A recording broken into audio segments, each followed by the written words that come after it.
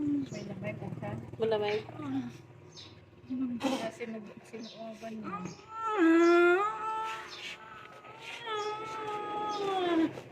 Yun yung dinalaw namin, may dextrose na siya. Ayun ang dextrose niya. Oh, may ano na nga din, clear lamp. Ayun oh. Ayun oh. Pampasisiw. Pampasisiw. Ito yung nurse niya. Ito yung... Manuel, kung lang ang masakit, hindi pa ako patay. May pailaw na daw. Hinahanapan mo na agad ako ng Walang kape at kuryente saka kaya bata. Grabe ka naman, ikita mong ito yung nurse. Basahin mo ng malakas. Basahin mo ng malakas. Basahin mo ng malakas. Basahin mo, dali. Bili. Basahin mo ng malakas ha. Kulot, nahematay ka na kanina. Mag-iingat ka kasi palagi. Tsaka magpapalit ka na ng iyong talaba para wala ka ng regla. Bati lang na buhay ko. Ulit. Sana tumagas na rin ang salita mo. Ba't ka nahimatay ko doon? Ba't ka nahimatay? Hindi ko na kaya. Sobrang sakit ng puso ko. Ba't parang Ba't hindi ka natawa sa aking style kanina? Hoy, ba't ka nahimatay? Sobrang sakit nga ng puso ko. Ba't Hello Kitty ang ungunan mo? Ito nga pala yung nurse niya. At may dextrose. Malakas ka na ga. Malakas ka Hindi na. pa. Guys, ipagdasan niyo po si Kulot. Siya ho'y nahimatay dahil sa sakit ng puson, nagka-diarrhea ho siya. Kung may video kanina. Kung may video kanina, ipakita mo yung video. Ay hindi, ipasa mo sa akin, isasama ko sa video. Anong video? Papakita ko sa inyo kung paano siya nahimatay kanina, guys. Nangisay ho talaga siya, talagang nanungwid ho ang paa sa sakit ng kanyang puson. Dahil pinaglalakad-lakad ko nga siya, at para naman ang bata ay bumabababa. Hindi, para bumababa ang bata at nagdidimon eh. Ito po ang midwife niya. May lamay po siya. Malamay. Kasi sinuoban niya.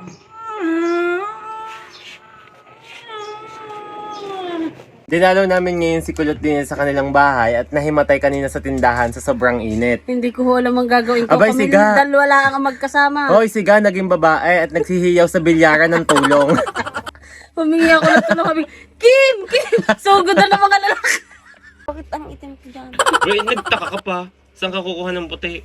Tignan mo parang kakulay ko. Kung ako inikot kanina talaga sa hayop na yan. Bakit? Alam nang hindi ko alam kung paano gumawa ng mga gamot-gamot.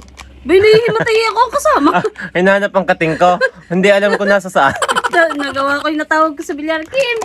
Buti Tawagan walang dalang mo nga si tako. Ate Jose. Buti walang dalang tako. Wala. Nagsugod na ng mga lalaki doon. Muntik nang buhatin si Kulot pa ospital. O ospitali ng atake Oo, kanina eh. talagang kulot! Bay, hindi ako si Kulot. Bay, ako si Kulot.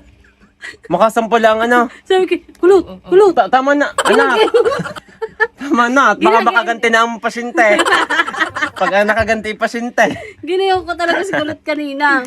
Tapos tinutukan ni Jerome ng Electric ng pan. electric Lipad pan. ang ngipin. Sa lakas ng electric pan, lumipad ang ngipin. Electric pa na yung clip. Ganyan yung kilikili niya, pawisan na. Wala talaga. Maputi yan. Oh. Ito po yung midwife niya. May nurse na, may midwife pa. Double purpose. Lalong nasa. Ay, iniwanan ko pala ng sulat si Kulot sa kanyang, yung sa pitak ng bag, yung mag-eengat na siya palagi. Kasi, bote na lang, nabuhay ulit siya. Bisaya po talaga ang lahi ni Akala Kulot. ko talaga madadala sa ospital ang hinayog. Paano yung ospitalin ng atake? Kung okay nang daan? Kung may midwife Midwife doon, napaanak ka. Nasa santor na yan ngayon. Libre doon eh, check out. Tapos idadialysis na ho. Sabi ni Kulot, malakas pa ho ako. Ay, biglang ilalagay na sa rescue eh. Rescue na buhay. Uy, nasan niyo ko dadalhin? Nung inilalagay sa rescue, biglang nakatayo. Ayos na ayos pa naman ho ako. Dadalhin niyo na ako sa santor. Ay, sa takot na malaki ang bayaran sa ospital, muling nabuhay.